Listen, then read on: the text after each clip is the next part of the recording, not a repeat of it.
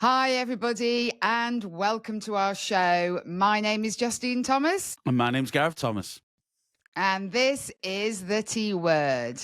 So, Gareth, have you been to work this week, or have you just been watching the party conferences? Unfortunately, I have been working. I've been working very hard.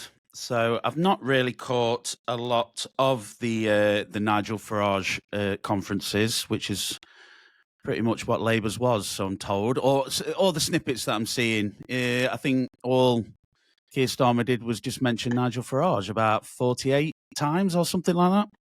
Well, I think he was called racist 11 times. And I think every keynote speech seemed to talk to Nigel Farage. So the best way to not hear about Nigel Farage is go to the Reform UK conference, which, okay, shelve that till next year. But we've had the Lib Dem conference. Well, we did have a Lib Dem conference, didn't we? That's gone. The Green Party conference and the Conservative Party conference are ongoing.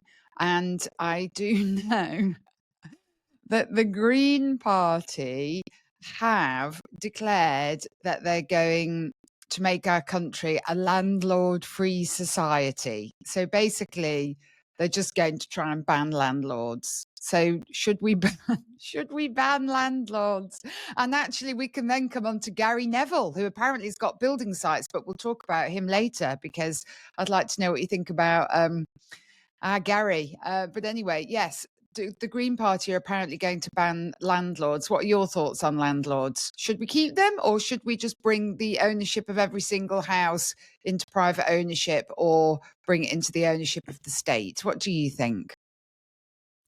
Well, I think I've not heard this story, but I'm assuming that they would want ownership to come into the state's hands, which obviously everything that's run by the state is absolutely fantastic, isn't it? So I always thought landlords are pretty vital to the economy and also to the housing market. I mean, landlords give people flexibility. So without landlords, people who want to rent a house for a year or 6 months or 2 years, or people who come to this country and work from foreign lands, they want to rent houses. So if you had to buy a house every time you wanted to stay in a certain part of the country, or if anyone else from another part of the world came to stay here, they had to buy a house. I'm not sure that would work. So what's the logic? What is the logic? Why don't the Greens like landlords is my question. Why don't they like landlords?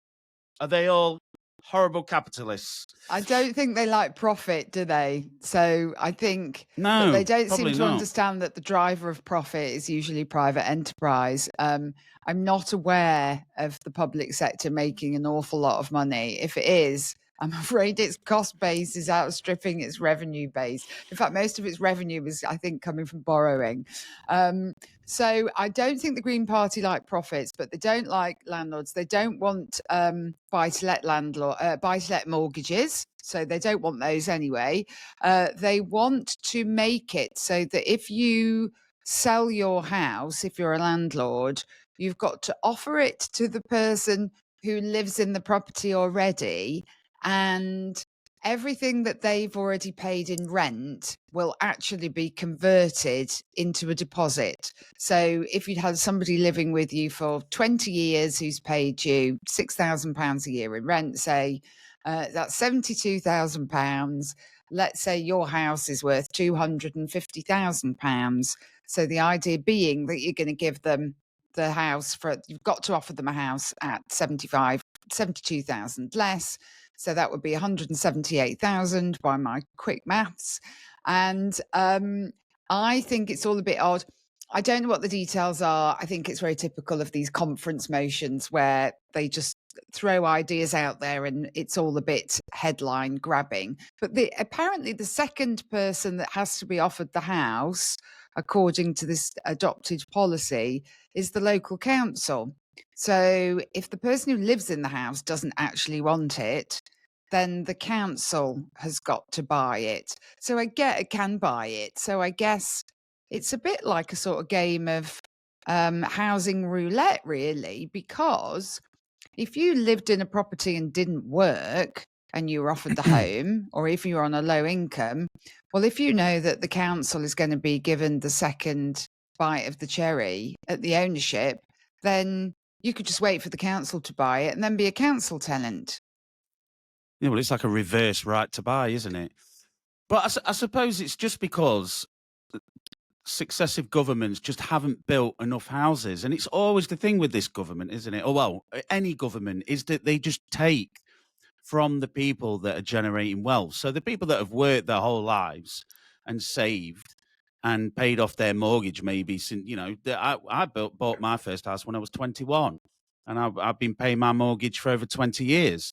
So the fact that they would then come, swoop in, and then demand that you give that money, even though you've been taxed on it about 10 times over already, the fact that they would come and demand that you give the house to either back to a government-run a council, or the person that's already lived in there, just shows what all these parties are like. They're all socialists at heart. They're all socialists. So I don't know. I mean, not all landlords are the devil. I mean, there's a lot of landlords that have a second home, and it's like a top up for their pension. So a Well, lot I of don't people think most landlords are. I mean, there's the idea of the evil landlord, like, the awful estate agent and the awful lawyer and the terrible politicians. But they're not, all landlords aren't awful, are they? There's lots of property. It's absolutely fabulous. It's kept in brilliant condition. I've got a good friend who doesn't live most of the time in the UK, and he's got tons of properties, and he will have anybody in his property. He'll have people who are on benefits, people who aren't on benefits, and he does the right thing by all of his tenants, and he keeps the houses in good nick, and the people rent from him. And if they're not good tenants, well, he declines to keep them as tenants. As long as they pay the rent and don't wreck the place, he's quite happy. So the agreement seems to suit everybody. So what's the problem? The problem is, like you say, the Greens don't want anybody to make any money. They don't want anyone to own anything either. It's like they don't want anyone to, well, obviously you've got to own it to be the landlord. But I mean, essentially what would happen is that all these houses would then end up back in the hands of the local councils. So no one would end up owning a house, because every time you sold it, the council would snap it up. And then who decides how much the council pays for that house? And then does the council get the same kind of discount as the renter would?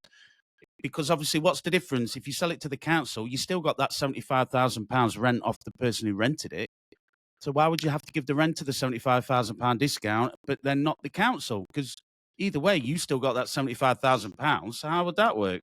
Yeah, and I think at the end of the day, it's just a headline grabbing policy.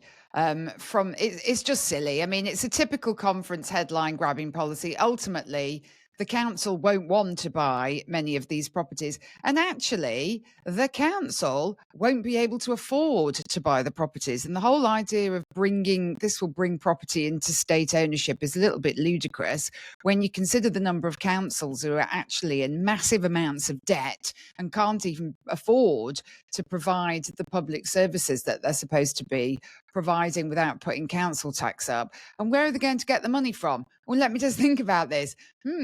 Venture capitalists and private investment firms who are, not owned by the state, that are owned by private investors, i.e. shareholders, who are then making money from lending the money to the local authority to buy the house. So the whole thing, when you actually look at it into more detail and look downstream, is just all a bit silly.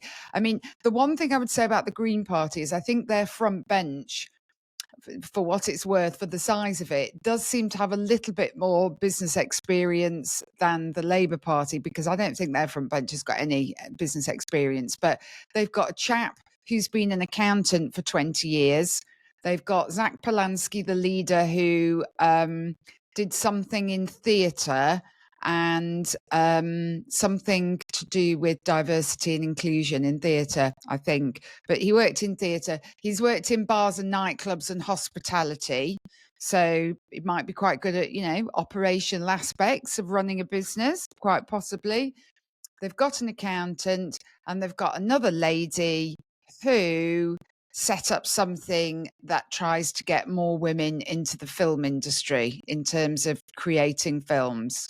So that's their front bench. Oh, and they've got Carla Denyer, who, when she went to university, then went off and did something to do with climate change, and I think then realised she had a calling and she just had to do something about getting political headway, making political headway with climate change policies. So they've got more than Labour have. I mean, it's not a huge amount. It's hardly a beauty parade of talent, is it?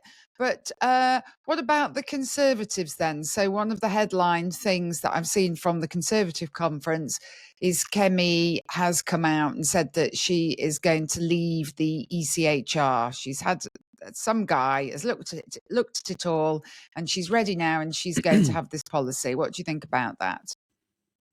Well, I would say they had 14 years to leave the ECHR if they wanted to leave it. And basically, the only reason they want to leave it now is because they're all so scared of reform. The only thing I worry about is that all these parties kind of copy reforms policies, and the British public just, like when a woman goes back to an abusive husband, like literally all the public just go back to the Conservatives or back to the old style of voting, two-party system type thing. I just hope that everyone can stand their ground and just remember all the terrible things that the Conservatives did over the 14-year period. I was looking at a poll, actually. I can't remember the exact number. I think it's 43% of current reform supporters said that they did a poll about people who were Conservative who joined reform, and I believe it's 43% is the number, and they said that they would never ever vote Conservative again. That is a significant number of people. And I think the Conservative Party is going to slide into irrelevance. I think Kemi they'll be like the new Lib Dems, maybe. Maybe they'll just end up, like the Lib Dems, always in third place. Always like, clutch, what do they call when chasing someone else's tail or whatever. Yes. But it's just the thing is that the Conservatives and Labour did not want to listen or change any of their policy or do anything the great British public wanted until reform started to get the vote of the working man. And all of a sudden, people who'd never had an interest in politics before started to try and make their voices heard. And we're going through a bit of a revolution at the moment. But the point is now is the only reason there's Conservatives, or even Labour for that matter, Labour are trying to make out they're being tough with this ridiculous one-in, one-out system. The only reason, the Conservatives never wanted to leave the ECHR. Every single one of them wanted to stay in the ECHR. It was like, taboo to even mention leaving the ECHR. But now all of a sudden they've realised that they have to leave the ECHR to give them any credibility as a party that anyone would vote for. But again, they're only doing it because Nigel Farage has forced their hand. So I'm sorry, Conservatives, it's probably, it is a lot too little, a lot too late. Yeah, and I just don't think that. I never thought in my lifetime that I thought I would see the end of the dominance of the Conservative and the Labour Party. They're the oldest party in the world. The Conservatives are the oldest party in the world. They've won the most elections and held power for the longest period of time. So they are regarded as the most successful political party in history. But I think they are going to go into insignificance. And I think the rot set in very much with Cameron and Nick Clegg when they had the coalition alliance. They let too many Lib Dems into the Conservative Party, too many came over, and the calibre or the class or the belief system of the parliamentary candidates was way too Lib Dem and was not Conservative enough. And over a period of time, they've just let too many of those in. And over time, it takes time before you then get to a critical mass where you actually realise, oh my goodness, something's actually gone horribly wrong here. Where did all these Lib Dems come from in the Conservative Party? And, we see that in every area of our society, don't we, where lots of ways of thinking have crept into our institutions, ways of thinking that you and I would not subscribe to, but have been slowly catchy monkey coming into our institutions for a long time. And all of a sudden, it's reached a critical mass and everybody sees, it's that moment where everybody sees it for what it is. And all of a sudden, people then start waking up and saying, well, hang on a minute, this isn't what I want. This isn't what I want my country to be like. This isn't how I want my country to be run. And I think there's that's very similar with the Conservative Party. I think they had a lot of, they haven't stayed true to their Conservative roots. And I think Boris did them no failures, all the things he promised. I mean, okay, we had COVID, a war started in Ukraine. They are recent events at the Conservatives now, faced then, and they are exceptionally tough challenges for any government to deal with. But I'm afraid they dealt with them. The jury's not out for me. At the time, I was very vocal about saying they were dealing with them very badly. And I just think they're going to be cast out for quite some time. Mm. I think the only way the Conservatives now can ever come back is if there was some implosion within Reform UK, if something happened to that party so that the party didn't exist for some reason. And how on earth is that going to happen? I can't even stretch my imagination to think how that wouldn't be the case. But I just don't think there's anything way back now, any way back now No. for the Conservative Party. And I just think it will be, the absolute old diehards who just simply can't bear to vote with what they think are the gammon white man, which is what many snobby people seem to think that Reform UK is all about, and it absolutely isn't. No, well, it's the arrogance as well. I've heard so many interviews where former MPs are. There was one MP on a radio show the other day that said, "Well, obviously the British public have got very grumpy with us, and they've shown us that by not voting for us." I'm thinking, you just haven't got a clue. The British public aren't grumpy with you. They've literally discarded you as a non-entity because literally they've took the vote for granted for so many years. The British public, they voted for Brexit, they voted for tighter border controls, and they've been literally ignored at every point. I mean, they locked the whole population down for 2 years and spent billions and billions and billions in time. I mean, the bill for each person in the UK is something like, I think it's something like £16,000 a person to pay back what we'd spent through COVID. I mean, the mismanagement, just the way that they've just blown pound after pound after pound. Look at HS2. Look at the times where they couldn't even function as a party because they were too busy, battling over who was going to be the leader. And then when they elected a new leader, they're battling again to dethrone them and replace them with someone else. I mean, look at Kemi Badenoch now. I mean, she's not going to last. She's not going to last. They're going to overthrow her as well. Well, So yeah, and she just didn't get on the front foot because she tried to do the softy thing of, oh, I'll take, she's an engineer, isn't she? I know, I'll do all this logically. What I'll do is I will just set out a really, really good plan, but I need to get all my ducks in a row. But what she should have done was in the first few weeks of her leadership was just gone in really, really hard and told everybody what she's about, because people don't really know what she's about. So in a way, she's allowed herself to be seen as not a flip-flop character, but a no-flop. A no flip and no flop. Yeah, and she hasn't really got that charisma either, has she? She's not really got that. She's not really got that spark as well. I mean, she's nowhere on Keir Starmer's level, but she hasn't got that kind of spark, has she? I think you're right. I don't find her particularly charismatic. I find her a very interesting person. She's obviously a very intelligent person. I think she's got a lot of very good ideas. I think she's good at taking something from an idea, putting it into practice, seeing it through, all well and good. But ultimately, that's probably not the person that you want running the country. You've got to have that. That's not leadership. That's ability. That's being able to do things. An ability on its own, I'm not sure is enough. I mean, clearly, we want very, very able people, but if you are the leader of a party, you've got to provide inspiration in some way. I don't find her very inspiring.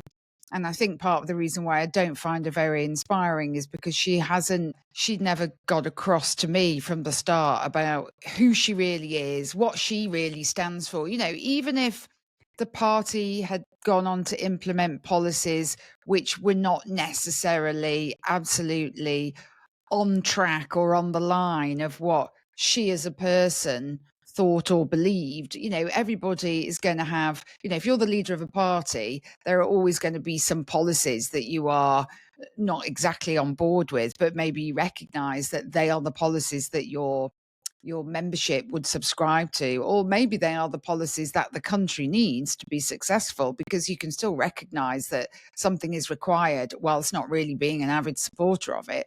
But she just has never come across to me in that way. So it all feels like too little too late. And she might lay out an absolutely fabulous plan for change and for government, but it's just been delivered in such a lackluster sort of grey soup sort of way that I just can't believe she's ever going to get on the front foot now. I just don't think she will. And it's the same with Keir Starmer. I mean, there's no electricity. I mean, they're just so dull. I mean, if you looked at him, Keir Starmer, doing his speech in the Labour conference, I mean, I tried to listen to some of it, but it was just so boring. And he does these little, I don't know what the word, he does these little ad libs when he's doing his speech, and he says things like, "Do you know what? Not on my watch. Do you know what? That's not going to happen, son." But it's like someone with no emotion or no charisma is like reading someone who's actually. So it's like the person who's wrote his speech is actually really passionate. When he's saying, "You know what? That's not going to happen in my premiership. I'm not going to allow it." But the way he does it, it's like he can't communicate any sort of emotion. Yes. Especially when he's reading it, and it just comes across as so disingenuous, so exactly. fake, so creepy as well. I find the guy really, really creepy. I think if you were to put an AI robot in the shape of Keir Starmer at that podium, he would come across as more human than Keir Starmer. It literally, he just hasn't got any kind of human element to him at all. It's like you just don't feel any compassion or empathy. Well, he's not very good at delivering political speeches, and every single one of his speeches, he's not ad-libbing any of it. The speechwriter will have put things in it to make it sound more human, punchy, to make it sound like it's being delivered very naturally. But it doesn't work. All of those things are all completely and utterly scripted, but he can't deliver that because he doesn't have the passion to deliver it. So I'm sure in a courtroom, he's absolutely brilliant as a barrister, delivering what he needs to be persuasive in the context of whatever human rights case he's dealing with. But that doesn't transpose or translate into actually being a good political communicator. The two things are very, very different. And I think does he actually believe in anything? That's the point. He's like, does he actually believe in anything? Well, I'm not sure that he does. We've said this before. All that he believes in, he said, hasn't he, that he was more comfortable at Davos than in Westminster. Yeah. He wants to be part of an international elite. He's very comfortable there, and he's comfortable being part of the international elites because then he's not really got to make a decision. He's not actually got to be a leader because he's just part of a crowd then, isn't he? If he's with the G7 or the G whoever or at the United Nations, somebody else is in charge. He's not actually in charge. He's not really accountable. And that's what he likes, because he doesn't want to be accountable, because he doesn't know how to be accountable, because, as you say, he hasn't got any conviction or passion for a set of principles that he can enunciate. Or even Britain. He doesn't seem very passionate about Britain. He's reclaiming the flag. He is reclaiming the flag. Did you see them all waving their little flags at the front of the conference? I mean, it's just so... It's cringeworthy. It's cringeworthy. They're all like that.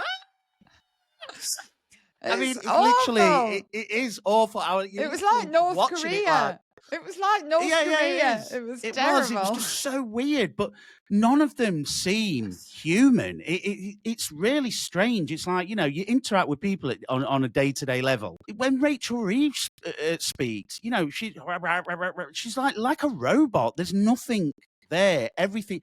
It's like before she says every sentence, she's calculating everything in her head. But, she can't talk naturally because she knows that anything that she says is just going to be scrutinized and pulled apart. So it's like they're running it, everything they say, through some kind of filter, AI filter built into a microchip in their head. And it just takes away. I mean, like when Trump speaks, he says loads of stupid stuff, and he says things that are just he thinks are true at the time, and he ends up he exaggerates, or he embellishes whatever he's saying. But he speaks from the heart. You can tell he loves America. He wants to do a good job as president, and he empathizes with the public. These lot are just so robotic and mechanical. It's hard to to get behind them in any way. That's why a lot of people like Farage, because he's such a good communicator. Yeah, well, Shabana Mahmood's coming out trying to be quite tough, but I mean, even her, I mean, I've cut no truck with any of these Labour MPs at all. But, she's coming out, she's trying to look like she's doing something. But even when she speaks, I mean, I don't know if she's got asthma or a problem, because she says a few words and then she goes, oh my gosh. And then I just need to, because what we are doing is on the small boats, and we are. And it's just all like this, and it's just like, oh my gosh, I feel like this poor lady needs a nebulizer or something. And she's got like this really screechy voice. But yeah, that's just personal preference. But I just find her voice very irritating to listen to. But there isn't anybody who comes across as being from Labour. I don't know anybody who comes across as being really that feels at ease with when they are talking on any particular subject. So you could say Angela Rayner. I don't agree with pretty much anything she's ever said, but she can just get in front of a camera and start talking. Not when she was talking to Beth Rigby about her the tax on her house, because clearly she was exceptionally uncomfortable and was squirming. But in all other circumstances, she always seems quite comfortable talking to people, and she's talking because she's always slagging people off. That's the problem. Yeah, but it's easy to slag people off. But she sounds sort of quite almost, comfortable when she's having these conversations. And like I said, I don't agree with what she says, but the others don't. They just don't. People are they've done this job for a living for years and years and years.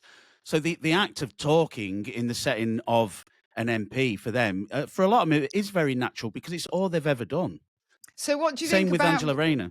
So what do you think about Gary Neville then, who is a disgruntled, middle-aged white man? White man. Say, how elite can you be that you go and make a video like what he made about people that work for him? He's worth 70 million quid, and you go and you make a little video and you go and put it on LinkedIn. That's where he actually posted the video. So, I mean, who's going and posting things on LinkedIn? What is that for his company profile? I've got no idea. For anybody who hasn't seen the clip. So he's put a video out saying he's been giving it a lot of thought. I'm paraphrasing now. He's been giving it a lot of thought over the past few days, and he's very annoyed because he feels like Britain's being divided, and it's all these middle-aged white men with flags, and they are the source of the division. Gareth Thomas, your thoughts? The thing with Gary Neville, he's just totally insulated from everything.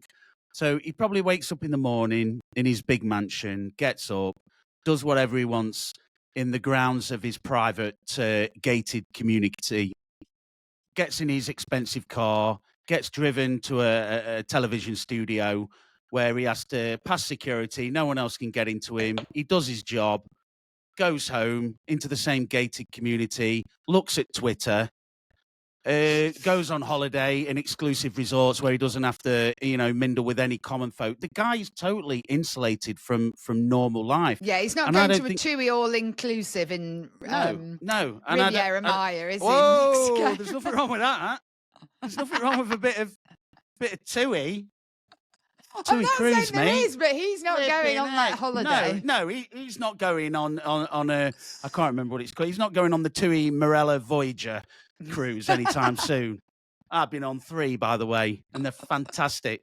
But yeah, I mean, this show is not sponsored by TUI, but if TUI wants to get in touch with us and sponsor us, love a bit of TUI. TUI on the T word. But yeah, I mean, he's just totally isolated from normal life. He is totally he's been so rich and so famous for so long. He can't interact with normal people in the normal world in a normal way. Do you mean anymore? Do you mean he's not working class anymore? He's Or not. he Of was course, he's working not working. class? Well, he's come from a working class background, but Yeah. the guy's probably my age now. And he's been he were playing for Manchester United and were famous since he was in his early 20s. So I just don't understand how people like him can have an opinion on what's going on in the council estates of Manchester, for example. When was the last time he went? He stayed in a terraced house in a Manchester suburb. Probably not for a very long time. And if He probably did does at his. some point in his life, if that's where he came from and that's his background, I would imagine that that's not like it was. I imagine doing that now is not the same as it was back when he was doing it. And I imagine that those streets and what's happening on those streets is very different, because I don't know how old he is, but let's say he's 10 years younger than me. I can't believe that, I would imagine that I know that there are streets that people were living on 30 years ago that are now just absolutely terrible, awful places to live. They're full of litter, full of drug dealers, full of people speeding up and down, kids speeding up and down in cars, and that isn't an exaggeration, because I've seen places like that, and I've seen places that have changed, that used to be one way and now they're another. So I guess, yeah, he probably can remember what it was like, but it's the old rose tinted glasses, I guess, isn't it? Yeah, well, he's kind of isolated normal working class middle aged white British men and kind of pointed the finger at them and just said, "You're the problem." I think we all know that it's not middle aged white working class men that are the problem, that are causing all the issues that we've got in this country at the moment. I think. Well, Keir Starmer is a white middle aged man. Well, So exactly. Gary Definitely not working Neville class. is a white middle-aged Well, yeah. man. So Well, and the thing I'm is, a white middle-aged man. I'm a white middle-aged man. I mean, and I'm not it's your racist, problem. and It's your fault. I'm not just continuously angry. I'm angry at Gary Neville. But the thing is, when it's the same kind of thing again from the left, is pointing the finger at people all the time and just making accusations of racism and making calling people names all the time. We've said this before, haven't we? Is this what the left do? They just call people out, but not with any real substance or a clear argument. He's just turning around and saying, well, it's flag waving white middle aged men that are the problem here. Well, I think you find if you look a bit deeper into the issues in the inner cities, that isn't the cause. But he's just, again, that just singles out that demographic of person as the classic knuckle dragging racist again. Yeah, And I and just don't understand he's a complete why you would hypocrite, say because that. yeah, but he's a complete hypocrite, because ultimately the people, the white middle-aged men are the people who've probably enabled him to amass about a 70 million pounds fortune. They are the people who've actually kept him going via Sky Sports, who were paying for the Sky Sports subscriptions. And the tickets and the yeah, merch. exactly. Who are those people? I'm sorry, if they're not white middle-aged men now. Well, sorry, okay, they were white young men 20 years ago when he was playing football. Who were all those people? Were they or were they not white young men? Yes, I think they probably were, in the main. Not all of them, but in the main.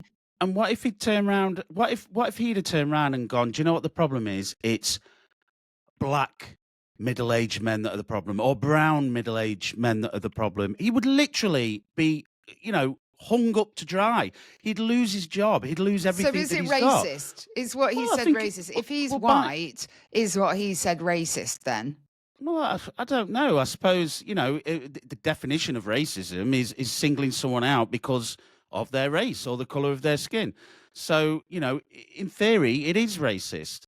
But what I'm saying is the hypocrisy, isn't it? It's the fact that you can just bash, a white middle-aged man, and there's no repercussions, and no one thinks there's anything bad about it. I mean, if he was to say it about any other race of person, it would be deemed absolutely unacceptable. So why is it acceptable to say it against the white middle-aged man?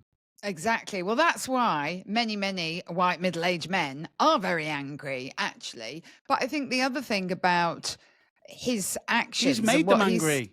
Well, exactly. He says they're angry. They're angry now, Gary. Well, it's people like him. So he went to a construction site or a development site where apparently he's in the property game. And somebody at the I hope site, he's not a landlord. one of his contractors had this flag up and he took the flag down. I mean, how snooty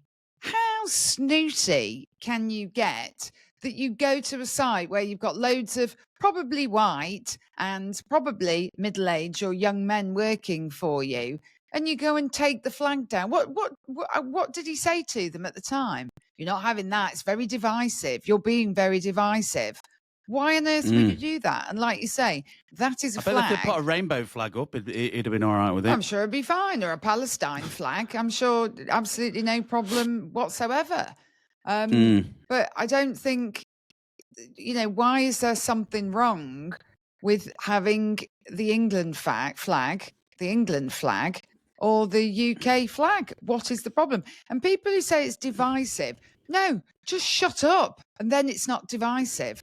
Let people put their flags up. People are doing it now to show that actually they want Britain to be British and to what they perceive as being Britishness. And people feel that they've been cowed too long and they're not allowed to be proud of being British because they're told to get back, like you say, you knuckle dragging racists or whatever. You can't be proud of your country because your country is associated with colonialism, with stealing from people, with racism, with all these awful things, when actually Britain has been one of the most welcoming, tolerant countries for a very, very long time. So actually trying to say to people that there's something wrong with their country, people are sick of it. And that's why they're putting the flags up. And they are doing it not as an act of defiance to people who don't want to fly a flag. If you don't want to fly a flag at your home or wherever, you're entirely within your rights not to.